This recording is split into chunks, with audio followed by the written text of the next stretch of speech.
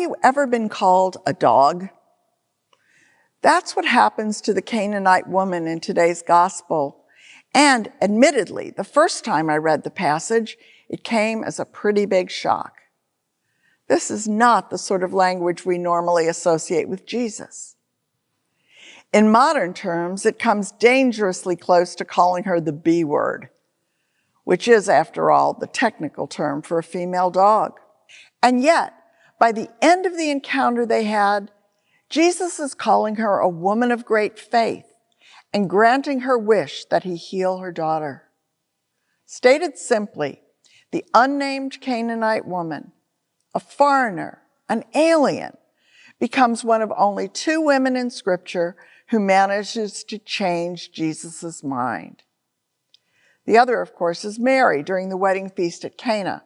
But what nice Jewish boy is able to say no to his own mother?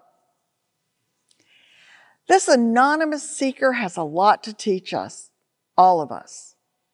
How many of us find ourselves pleading with civil and ecclesial authorities who tell us, as Jesus' companions say here, to shut up and go away because we keep shouting after them?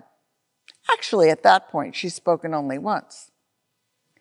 But as we might say about her today, nevertheless, she persisted.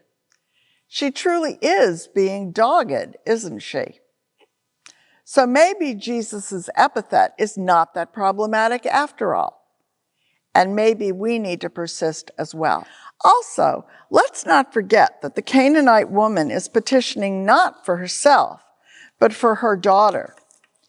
If today's prelates are, according to Catholic teaching, the descendants of those disciples accompanying Jesus, are we not the daughter of the one for whom she is asking to be made rid of a demon?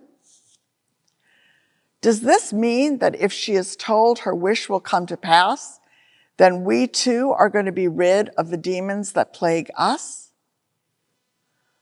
The Gospel of Matthew is largely directed to the Jewish people, and historians tell us that the Canaanites were their traditional enemies.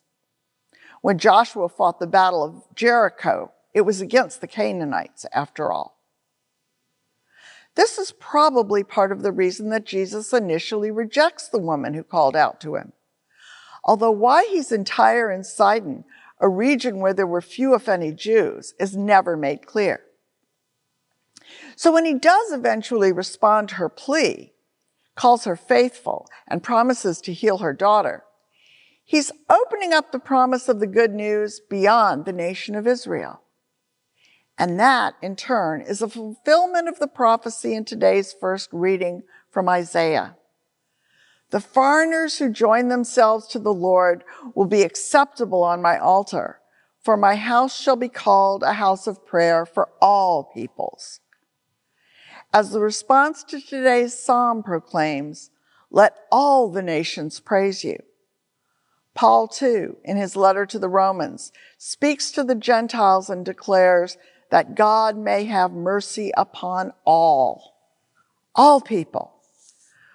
While this can be understood as referring to ethnic groups, to Gentiles, there's nothing to suggest it can't be understood in other ways, too. God's house is open to women, to the LGBTQ plus community, to the poor, to the stranger, to those of different abilities, and to so many more. Even to tax collectors, which Matthew was. And so he too, like the Canaanite woman, was something of an outsider. Perhaps Pope Francis's decision to invite women and other lay people to participate in the upcoming Synod on Synodality is a step in the all peoples direction. The words that the woman uses in addressing Jesus, "Have pity on me," can also be translated as, "Have mercy on me." These are the words we use in every Mass, Kyrie eleison. At that moment, we are petitioning God in the same way that the Canaanite woman called out to Jesus. So although we do not know her name, we commemorate her each time we gather. Her plea is our plea. She is our foremother, and we express her petition in the same way she makes it, in hope and even expectation that God will respond. We do this even when we are told by the successors to those who told her to shut up and go away that we ought to do the same. Maybe it's not surprising that this gospel reading is buried in the dog days of summer, because it truly is revolutionary. It resonates especially with me because I'm a woman, but it has much to say to all of us who feel like we don't fit into a box, and who sometimes feel tormented by a demon, like the daughter in need of healing. In other words, it speaks to everyone. And so it tells us all to be dogged, persistent, and, like the Canaanite woman, of great faith.